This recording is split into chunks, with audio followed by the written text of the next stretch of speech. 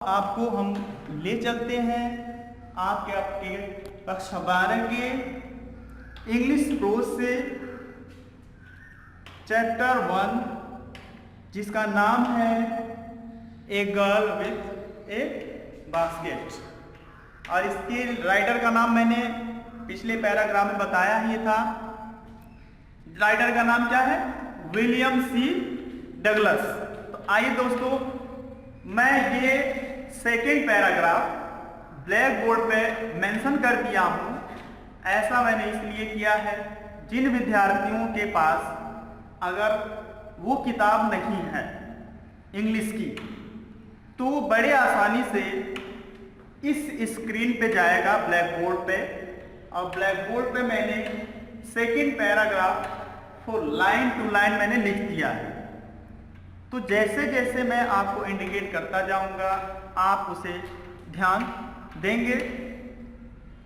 और अब मैं पैराग्राफ प्रारंभ करूंगा। सेकंड पैराग्राफ, पहला पैराग्राफ आपको मैंने पिछली वीडियो में बनाया था, आपने उसे बड़े ध्यान से सुना होगा, समझा होगा। तो आप सेकंड पैराग्राफ पे ध्यान देंगे, ठीक है? तो सेकंड पैराग्राफ जैसा कि आपके वीडियो में दिख रहा होगा ब्लैक बोर्ड पे, अब मैं वही लाइन शुरू कर रहा हूं, आप ध्यान देंगे। लिखा क्या है? The platforms were packed with people. Platforms किसे बोलते हैं? जहां पर ट्रेन रुकती हैं, अपने गंतव्य स्थान से चल करके जिस स्थान पे रुकती हैं उसको प्लेटफॉर्म बोलते हैं, ठीक है? रेलवे स्टेशन आप जिसको बोलते हो, और जहां ट्रेनें रुकती हैं उसको प्लेटफॉर्म बोलते हैं। वेयर पैकेट, पैकेट मतलब क्या होता है? भरा हुआ। किन से भरा हुआ था? विथ पीपुल, लोगों से। क्या बताया मैंने बताया विलियम सी डगलस जब रानीखेत को आ रहे थे तो बता रहे हैं, जिस ट्रेन में वो बैठे थे, कह रहे हैं कि जिस प्लेटफॉर्म पर वो ट्रेन रुकती थी वो प्लेटफॉर्म लोगों से भरा हुआ होता था, लोगों से भरा हुआ होता था। और किन लोगों से भरा हुआ होता था? प्लेटफॉर्म पर कौन कौन होते थे उसको मैं बता रहा हूं। जैसे Sikh, Muslim, Hindus, soldiers, merchants, priests, porters, beggars, hawkers. इतने लोगों से भरा हुआ था। कितने लोगों से भरा?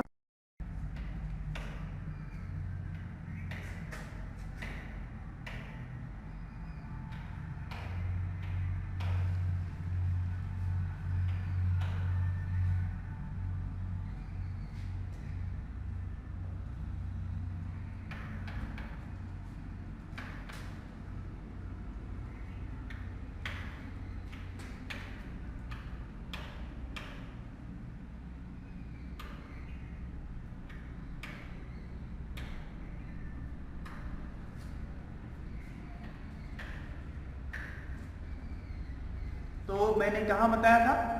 हॉकर्स, फेरी वाले। जो प्लेटफॉर्म था किन लोगों से भरा हुआ था वहां बताया गया होगा। सिखों से, मुस्लिमों से, हिंदुओं से, सैनिकों से, व्यापारियों से, पुजारियों से, कुलियों से, भिखारियों से और फेरी वालों से प्लेटफॉर्म भरा हुआ था।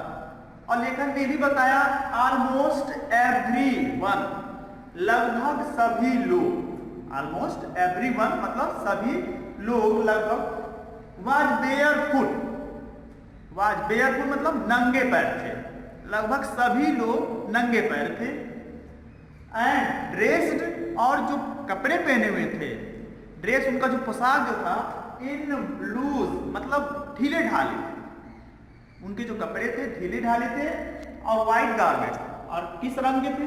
सफेद रंग के कपड़े थे। ये विलियम सी डगलस कह रहे हैं कि जिन प्लेटफार्मों पे मैं लोगों को देखता था, लगभग सभी लोग जिन लोगों से प्लेटफार्म भरा हुआ था उनके पैर नंगे थे और जो कपड़े पहने हुए थे लगभग ढीले ढाले पहने हुए थे। ठीक है, आगे बढ़ रहे हैं। I would ask at least 3 people. I would ask, मैं पूछा या पूछ लिया करता था। I would ask, मैं पूछ लिया करता था at least, कम से कम 3 peoples, कितने लोगों से? 3 लोगों से।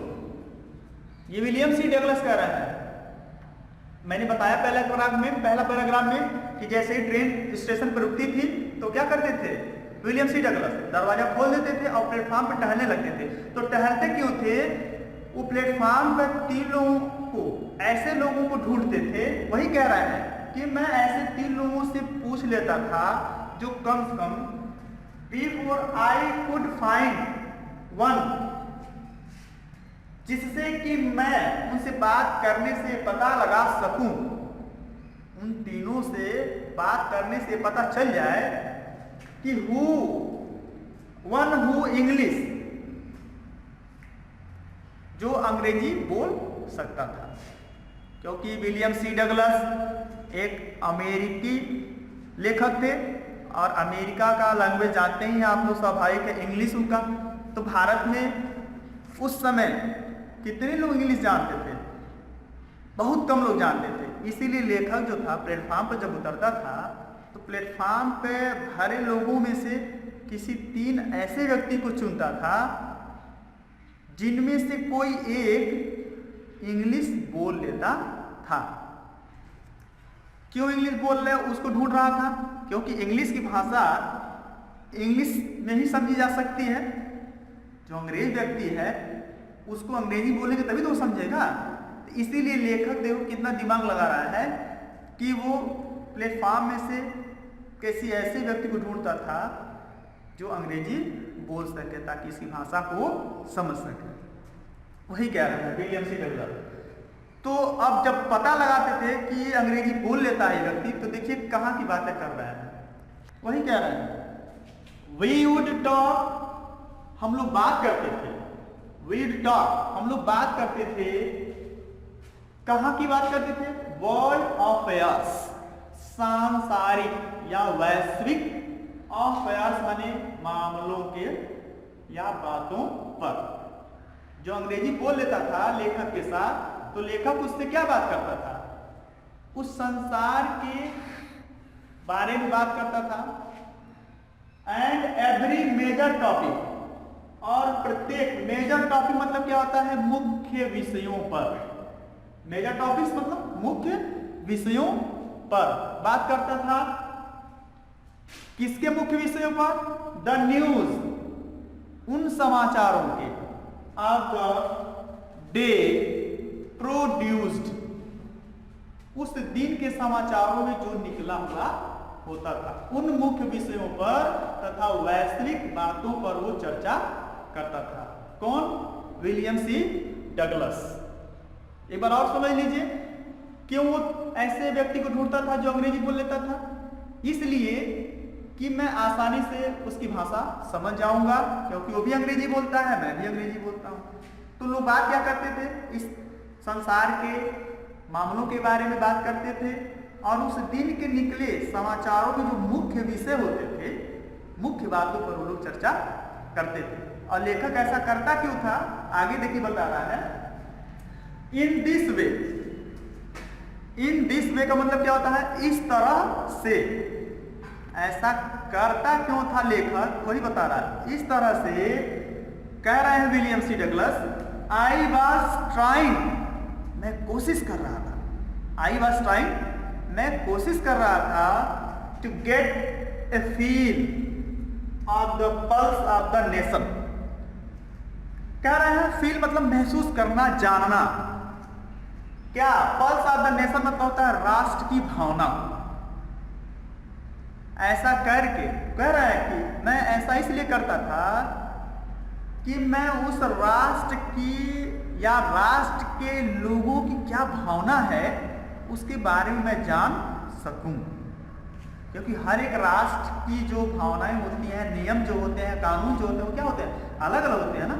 आप ही किसी नए क्षेत्र में जाओ, नए जगहों पे जाओ, तो आपकी भाषा क्या होती है, बदल जाती है, रहन सहन बदल जाते हैं, तो जाते ही नहीं समझ जाते हैं ना। तो ऐसे लेखक भी कितना अच्छा दिमाग लगाया, प्लेटफॉर्म में से किसी ऐसे व्यक्ति को ढूंढता था जो अंग्रेजी अच्छे से बोल लेता था, और जब पा जाता था कि कोई अंग्रेजी अच्छे से बोल लेता है तो अपने उस संसार के बातों पर चर्चा करता था। उस दिन के निकले समाचारों में जो मुख्य विषय होते थे उस पर चर्चा करता था। और ऐसा क्यों करता था? इस तरह से वो कोशिश करता था क्या जानने के लिए, उस राष्ट्र की भावना को जानने के लिए। ठीक है, और क्या जानना चाहता था? और चेकिंग और तलाश करता था ओपिनियन, उन राय या मशवरे या उन विचारों को तलाश करने की कोशिश करता था। किसके विरुद्ध? Against official attitudes. Official attitudes माने होता है आधिकारिक दृष्टिकोण। जो अधिकारियों के दृष्टिकोण में आते हैं, उन अधिकारियों के दृष्टिकोण के विरुद्ध जानना चाहता था। एंड रिपोर्ट्स, और उन अधिकारियों के जो आंकड़े होते थे उनके बारे में वो जानने की कोशिश करता था। अर्थात आप ये कह सकते हैं कि लेखक ऐसा करके भारत में रहने वाले लोगों की नसों या नब्ज को टटोलने की कोशिश करता था कि यहाँ के लोग जो हैं, यहाँ का कानून जो है, यहाँ का जो प्रशासन है, यहाँ के जो प्रशासनिक आंकड़े हैं किस तरह के हैं। क्योंकि वह, मैंने बताया कि 1950 में विलियम सी डगलस भारत भ्रमण के लिए आए। तो आप भी कहीं जाते हो तो मैंने बताया वहां के नियमों को, कायदे कानून को नहीं समझेंगे तो आप दिक्कत में हो सकते हैं ना।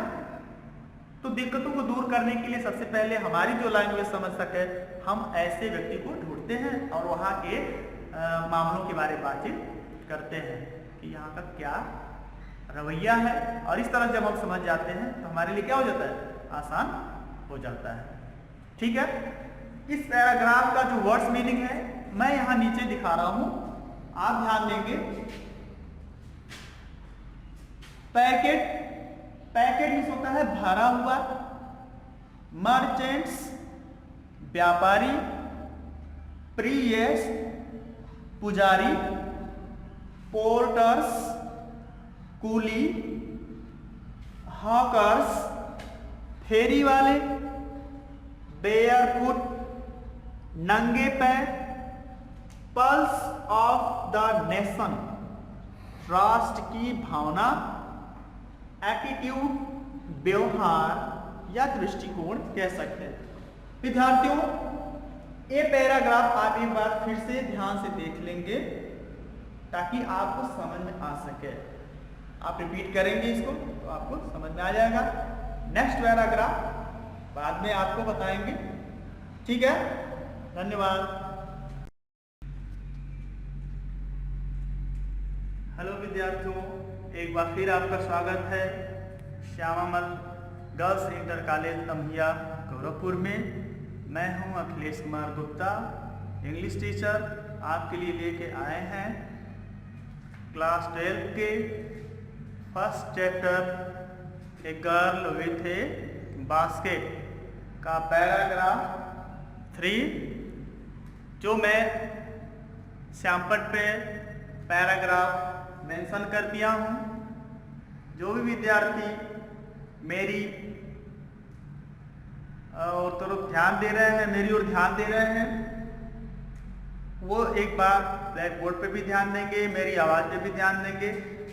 अब मैं विद्यार्थियों लाइन टू लाइन आपको अपने उंगली के माध्यम से इंडिकेट करते हुए बताते रहेंगे और आपको अर्थ भी हिंदी में बताएंगे। तो चलिए आप ध्यान देंगे। यहाँ से मैं स्टार्ट कर रहा हूँ। देखिए विलियम सी डगलस आगे क्या कह रहे हैं।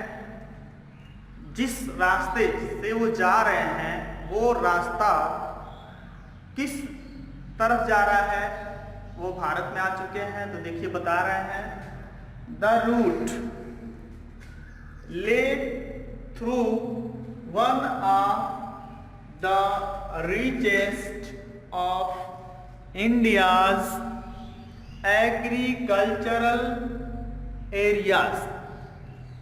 तो द रूट का मतलब होता है मार्ग, जिस मार्ग से विलियम सी डगलस जा रहे हैं। तो बता रहे हैं वह मार्ग ले थ्रू से होकर के जाता था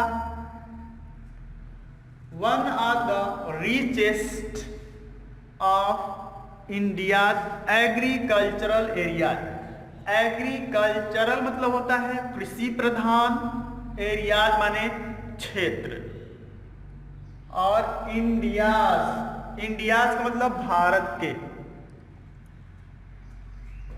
तो क्या बता रहे हैं विलियम सी डगलस, जिस रास्ते में होके जा रहा था वो रास्ता भारत के सबसे अधिक विकसित कृषि प्रधान क्षेत्रों से होकर के जाता था। क्योंकि आप सबको पता है भारत हमारा एक कृषि प्रधान देश है, जिस रास्ते विलियम सी डगलस जा रहे हैं। तो वही बता रहे खुद कि जिस रास्ते से होकर के मैं गुजर रहा था वो रास्ता जो था भारत के सबसे विकसित कृषि प्रधान क्षेत्र से होकर के जा रहा था। Is that clear? चलिए आगे की लाइन पर ध्यान देते हैं। कह रहे हैं this was the plain of the upper Ganga river. बताया जा रहा है दिस वाज द प्लेन, यह जो भूभाग था, कौन सा भूभाग था? Of the upper Ganga river, ऊपरी गंगा नदी का। बता रहा है वह भूभाग ऊपरी गंगा नदी का था जो 1000 फीट एबव सी लेवल। तो ऊपरी गंगा का जो भूभाग है वो बता रहे हैं लगभग 1000 फीट ऊपर, किसके तल से? सी लेवल, समुद्र तल से। कह रहे हैं वह भूभाग समुद्री तल से 1000 फीट की ऊंचाई पर था, और इतनी ऊंचाई पे होने के बावजूद भी बट ट्रॉपिकल, अत्यधिक गर्म था। क्या था? अत्यधिक गर्म था। ट्रॉपिकल में होता है अत्यधिक गर्म, यानी अत्यधिक गर्म वाला भूभाग। ठीक है, आगे बढ़ते हैं। कह रहे हैं the Ganga was brown silt.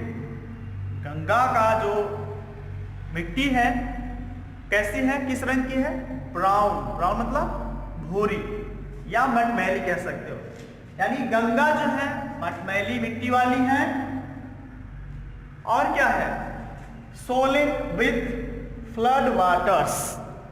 सोलिन with flood waters मैंने होता है बाढ़ से उफनता हुआ, यानी गंगा जो है बाढ़ से उफनती हुई नदी है।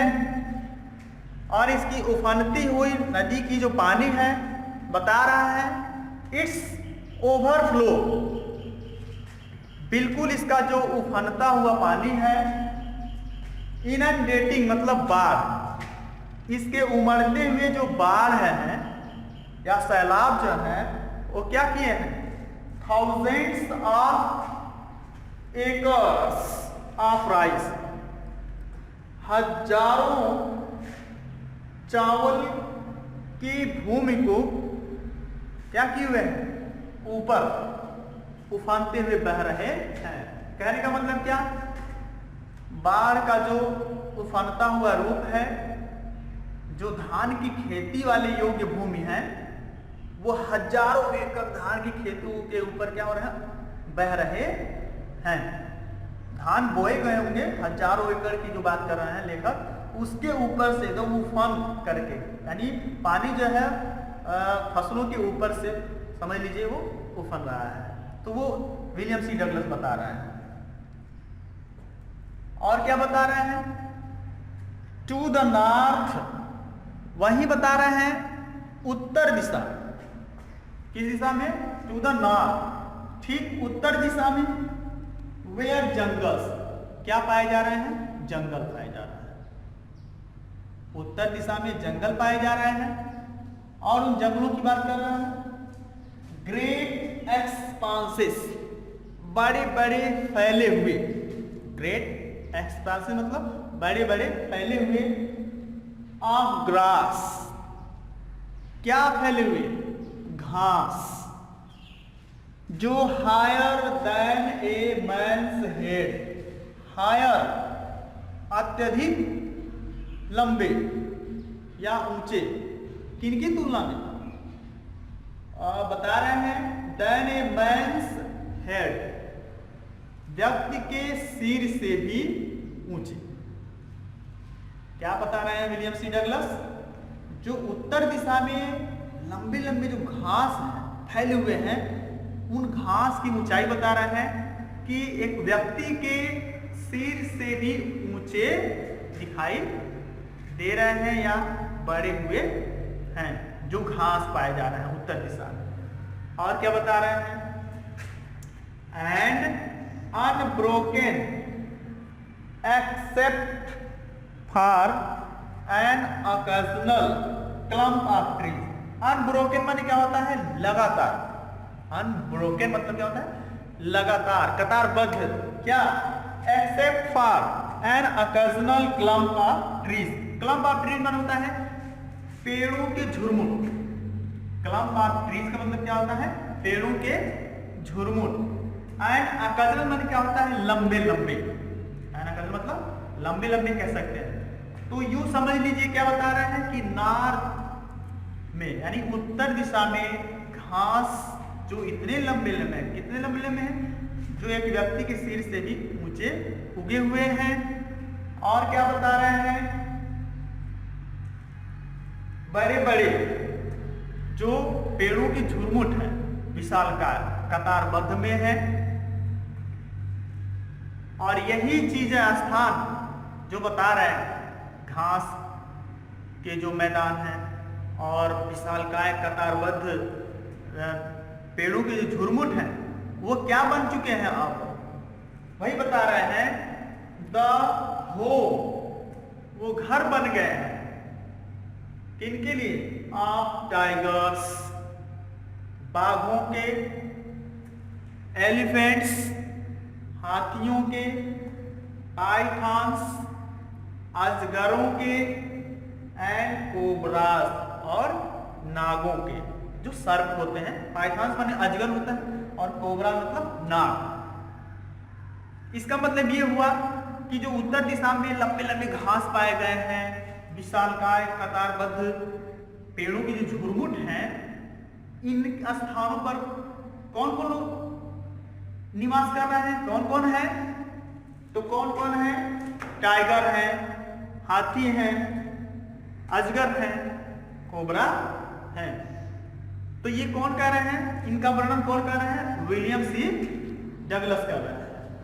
क्योंकि इतना स्पष्ट बता रहे हैं कि मैं जिस रास्ते होके जा रहा हूं वो मार्ग जो है भारत के सबसे कृषि प्रधान और विकसित क्षेत्रों से होकर को जा, ठीक है ना।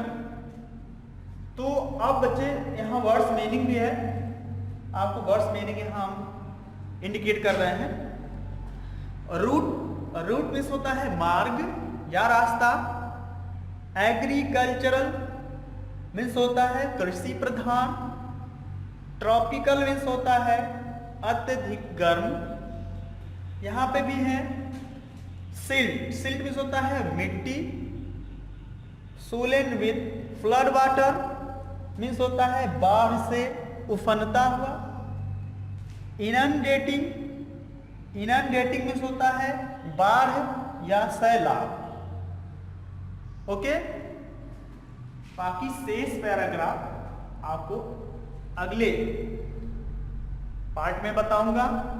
तब तक आप इसको आप सही ढंग से ध्यान देंगे। ठीक है, धन्यवाद।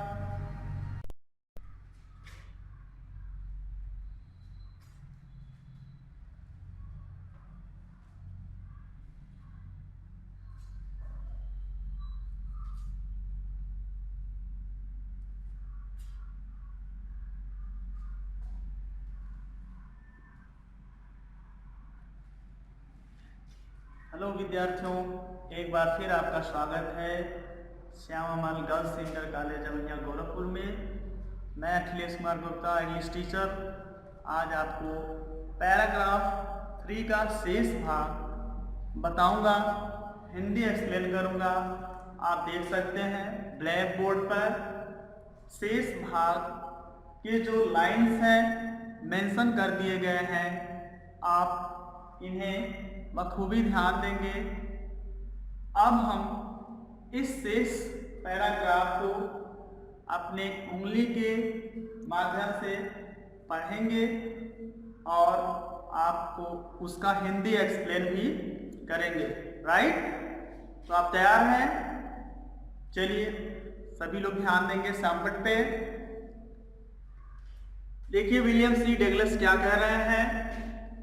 Everywhere else there was flat land। Flat land माने होता है समतल भूभाग। फ्लैट लैंड माने क्या होता है? समतल भूभाग। और एवरीवेयर ऐसा माने होता है बाकी के हर जगह। एवरीवेयर ऐसा का मतलब होता है बाकी के हर जगह। यूं कह सकते हैं, विलियम सी डगलस कह रहे हैं बाकी के जो समतल भूभाग हैं, रनिंग जो दिखाई दे रहे हैं टू द हॉरिजन, क्षैतिज तक। हॉरिजन का मतलब होता है क्षैतिज या अंतरिक्ष भी कह सकते हैं। हॉरिजन मीन्स अंतरिक्ष भी कह सकते हैं। तो ये कौन कह रहे हैं? विलियम सी डगलस कह रहे हैं कि बाकी के जो समतल भूभाग दिखाई दे रहे हैं क्षैतिज तक, बिल्कुल क्या है? खाली है। क्या है? बिल्कुल खाली है।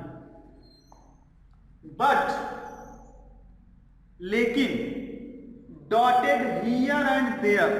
डॉटेड मीन्स क्या होता है? बिखरे हुए। बिखरे हुए का मतलब क्या होता है? एक यहां तो कुछ दूरी पे जाके, कुछ वहां तो कुछ दूरी पे जाके, कुछ वहां, उसको बोलते हैं बिखरे हुए। But dotted here and there. Here and there का मतलब होता है यदा कदा या यहां वहां। यहां वहां क्या बिखरे हुए हैं, क्या पड़े हुए हैं? By the sacred banyan tree. Sacred means क्या होता है? पवित्र। और बनियान मीन्स क्या होता है? बरगद। और ट्री मीन्स पेड़। ये विलियम सी डगलस कह रहे हैं बाकी का समतल भूभाग खाली है, लेकिन कहीं कहीं पवित्र बरगद के वृक्ष क्या है? उगे हुए हैं या पड़े हुए हैं या बिखरे हुए हैं, यूं कह सकते हैं। वो भी किस तरह से? इसमें बाय रोज, कतार में। किसके कतार में? ऑफ पाकर। पाकर में होता है पाकर का, ट्रीज मतलब वृक्ष। कह रहे हैं पाकर वृक्ष की कतार में यहां वहां कुछ पवित्र बरगद के वृक्ष क्या हुए हैं? उगे हुए हैं। अब बता रहे हैं पाकर का जो वृक्ष है उनकी शाखाएं कैसी हैं, उनका वृक्ष कैसा है। तो बता रहा है सैप्ड। उनकी जो शक्ल है, आकार जो है, लाइक किसकी तरह है? Like elms. एल्म्स एक प्रकार का जंगली वृक्ष का नाम है, एल्म्स उसको बोलते हैं। तो किसकी तरह है पाकर के वृक्ष? एल्म्स वृक्ष की तरह है। एंड हैविंग, और उनके जो पाकड़ वृक्ष के क्या? Thick twisted Trunks. थिक मतलब मोटे मोटे। थिक माने होता है मोटे मोटे, और ट्विस्टेड माने होता है मुड़े हुए या घुमावदार। और ट्रंक्स माने क्या आता है? तनाएं। जो पाकड़ वृक्ष के तने हैं वो कैसे हैं, मोटे हैं और मोड़े हुए हैं। और बता रहे हैं हॉट हमीद। हॉट माने होता है गर्म और हमीद माने होता है नम अथवा आर्द्र। एयर मीन्स हवाएं, जो गर्म आर्द्र हवाएं हैं, वाज मूविंग, वो चल रही है। किस दिशा से, in from the south west. South means क्या होता है, दक्षिण, और वेस्ट मीन्स क्या होता है, पश्चिम। बता रहे विलियम सी डगलस, गर्म तथा नम हवाएं दक्षिण पश्चिम दिशा से क्या हो रही है, चल रही हैं। और ऐसे हालात में और क्या वो देख रहे हैं कि मंकीज, बंदरों की जो जाति है, जिनमें सम ऑफ देम मतलब जिनमें, यानी बंदरों में बता रहे हैं, बंदरों के झुंडों में, जिनमें कौन, मदर्स, जो बंदरियां, यानी क्या कह सकते हो, मादा जात की जो बंदरियां हैं, with babies clinging to them. Baby मतलब अपने बच्चों को, क्लिंगिंग मतलब पेट से चिपकाए हुए, टू देम मतलब अपने।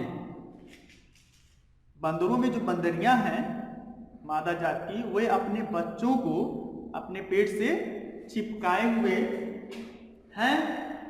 एंड राइडिंग, उतर रही हैं, राइडिंग मतलब उतर रही हैं, अंडरनीथ, किसके नीचे, संग आ, कहां से कूद करके, ट्रीज, वृक्षों से। जो बंदरियां अपने बच्चों को अपने पेट से चिपकाए हुए हैं, वो वृक्षों से छलांग मार करके नीचे उतर रही हैं। किसके नीचे उतर रही है, कहां पर उतर रही है, एट द स्टेशंस, स्टेशनों पर। कहां उतर रही है, स्टेशनों पर। और क्यों उतर रही है स्टेशनों पर, लुकिंग फूड, भोजन की तलाश में। जो बंदरियां अपने बच्चों को पेट से चिपकाए हुए हैं, वो पेड़ों से छलांग आकर के नीचे की उतर रही हैं स्टेशनों पर भोजन की तलाश में। आगे बता रहे हैं, जिस रास्ते से होके जा रहे हैं विलियम सी डगलस, वो सारे नज़ारे, ये सारे नज़ारे जो हैं वो भारत की ही हैं, जिनको विलियम सी डगलस बड़े बखूबी और आनंदित होकर के देख रहे हैं। कह रहे हैं द विलेज, अब बता रहे हैं वे गांव, यानी जिस गांव से वो रास्ता जा रहा था और जिससे होकर के हम जा रहे थे, तो कह रहे हैं वो गांव, वी पास्ड, जिस गांव को हम लोग पास कर रहे थे, जिस गांव से हम लोग गुजर रहे थे। विलियम सी डगलस कह रहे हैं हैड वाज, तो उन गांव में बने जो घरों की दीवारें थी, हैड वाज मतलब दीवारें, जो दीवारें थी, मेड बनी हुई थी, किसकी बनी हुई थी, made of mud mixed, mud बने होता है कीचड़, मिट्टी जिसको बोलते हैं, विथ वाटर, पानी से। अब देखिए उन गांवों की जो दीवार घरें बनी हुई हैं, वो कैसे बनी हुई है वो बता रहे हैं, मिट्टी और पानी से मिली हुई, और उन मिट्टी और पानी में और क्या मिलाए गए हैं, and cow dung, cow dung means क्या होता है, गाय का गोबर। ये विलियम सी डगलस कह रहा है कि जो जिस गांव से होकर हम लोग गुजर रहे थे, उन गांव के जो घर बने हुए थे, तो उनके घर की जो दीवारें बनी हुई थी, किससे बनी हुई हैं, मिट्टी, पानी और गाय के गोबर के मिलावट से वो बनी हुई हैं। और क्या बता रहे हैं, देयर, और उनके घरों की बता रहे हैं, देयर पीकेड रूफ्स, उनकी जो नुकीली छतें हैं, पीकेड मतलब चोटी होता है ना, तो चोटी नुकीली होती है, तो ही बता रहा है पीकेड रूफ्स माने छतें जो हैं, वेयर थैच्ड, वो छप्परों से छाई गई हैं, थैच मतलब छप्परों से छाई गई हैं। अक्सर पहले गांव में ऐसा होता था कि मिट्टी की दीवार होती थी, ऊपर लोग क्या करते थे, छप्पर छा देते थे ऐसे नोकीला करके। और उस पर क्या रखा गया है, बंडल्स ऑफ ग्रास, घास के गट्ठर। बंडल ऑफ ग्रास मतलब घास के गट्ठर। और वो घास के गट्ठर किससे बांधे गए हैं, टाइड, बांध दिए गए हैं टू द बंबू पोल्स, बांस की बल्लियों से। उनके घरों की जो नुकीली छतें जो छप्पर से छाई गई हैं, और उस पर क्या किए हैं सब लोग, बांस की बल्लियां लगा दिए हैं, और उस पर घास के गट्ठर क्या किए हैं, ऐसे बांध बांध करके रख दिए हैं। और क्या बता रहे हैं, जो स्ट्रेच और फैला दी गई है अक्रॉस द रेफ्टर्स, बल्ली के आर पार तक। रेफ्टर्स माने होता है बल्लियां, ठीक है, जो उनके घरों की नुकीली छतें छप्पर से छाई गई हैं, और उन छप्परों में पहले बांस है, और उन बांसों में घास के जो गट्ठर हैं उस पर पहले क्या किया सब लोग, बांध दिए हैं, और उसको कहां तक फैला दिए गए हैं, बल्लियों के आर पार तक वो लोग बिछा दिए हैं, ठीक है, स्टेज फैला दिए हैं। ये सब विलियम सी डगलस उन गांवों का भी वर्णन किया है। आगे भी बता रहा है, दैट डे, उन दिनों, जिस मौसम में, जिस सीजन में ये भारत के लिए आए हैं भ्रमण करने के लिए, वो सीजन बता रहे हैं। कह रहे हैं दैट डे, उन दिनों, the pumpkin vines, pumpkin means क्या होता है, कद्दू, और वाइन्स माने होता है बेलें या लताएं। उन दिनों कद्दू की जो लताएं थी, कद्दू मतलब कोहड़ा, आप जानते ही गांव में, और कोहड़ा देखे होंगे अधिकतर पहले लोग कहाँ बोते थे, छप्पर छावनी के साइड में बोते थे, और उसकी जो लताएं हैं चढ़ा देते थे लोग, छप्पर पे पूरा फैल जाता था ना छावनी पे। ठीक वही वर्णन कर रहे हैं गांव की भाषा में, कि जो कद्दू की बेलें थी, that grew over them, grew over मतलब लटकी हुई थी या उगी हुई थी, ओवर देम माने किन पर, उनकी छतों पर, जो घास के गट्ठर से छप्पर बनाए थे, तो वो कद्दू की जो लताएं हैं वो छप्पर पर क्या हुई थी, उगी हुई थी। वेयर इन ब्लूम, और जो खिली हुई लगी हुई थी वो बिल्कुल क्या हो गई थी, फूलों से लद गई थी। फूल जब लगते तभी फल आते हैं, तो वही कह रहे हैं, उन छप्परों पे जो कद्दू की लताएं की लटकी हुई थी और फूलों से क्या हो गई थी, लद गई थी। तो ये बता रहा है वेयर इन ब्लूम मतलब फूलों से लद जाना, फूलों से लद गई थी। और ट्रेलिंग स्ट्रिक्स, ट्रेलिंग माने होता है लटकती हुई, स्ट्रिक्स माने होता है धारियां। आप देखेंगे एक लता से कई लताएं, कद्दू की हो चाहे लौकी की हो, देखे होंगे आप लोग, तो कई लताएं क्या थी, कई धारियां जो थी वो लटक रही थी छप्पर से नीचे की ओर।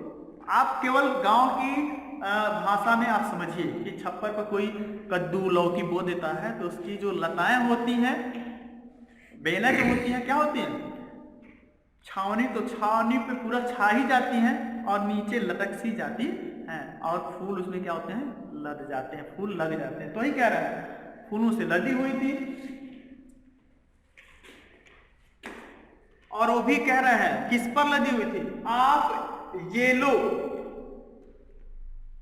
पीले रंग की, आप येलो मतलब पीले रंग की, और किस पर वो लटक रही थी, फूलों से लदी हुई, over drab walls, drab walls माने होता है मटमैले, वाल्स माने दीवालों पर। जो कद्दू की बेलें थी, कद्दू की लताएं जो थी, फूलों से लद करके एकदम नीचे की लटक रही थी, किस कलर में, पीले रंग के कलर में, किस पर, उस मटमैली दीवारों पर। इज दैट क्लियर, बात समझ में आई? बिल्कुल अपने गांव की जो हम अपने कद्दू को बोलते हैं ऐसी चीजों का वर्णन किए हैं, ठीक है। अब विद्यार्थियों मैंने वर्ड्स मीनिंग भी यहाँ मेंशन किया है, एक बार आप इस पर ध्यान देंगे। फ्लैट, फ्लैट मीन्स होता है समतल, हॉरिजन माने होता है क्षितिज या अंतरिक्ष भी कह सकते हो, और क्षितिज का मतलब ही बता दें कि आप जहां खड़े हो बाहर अगर वहां से आप दूर तलक देखो जहां आकाश धरती को छूता हुआ दिखाई देता है उसको बोलते हैं क्षितिज। ओके, यहां आगे देखिए डॉटेड, डॉटेड मीन्स होता है बिखरे हुए। एल्म्स, अभी मैंने जो बताया एल्म्स एक प्रकार का पेड़, तो उस पेड़ का नाम है एल्म्स। ट्विस्टेड मीन्स होता है घुमावदार या मुड़ा हुआ। यहां है हमिद, हमिद मीन्स होता है नम या आर्द्र। क्लिंगिंग मतलब चिपकाए हुए। अंडरनीथ मीन्स होता है नीचे। स्वंग ऑफ, कूदा या छलांग लगाया। काउ डंग मीन्स होता है गाय का गोबर। रेफ्टर्स मीन्स होता है बल्लियां।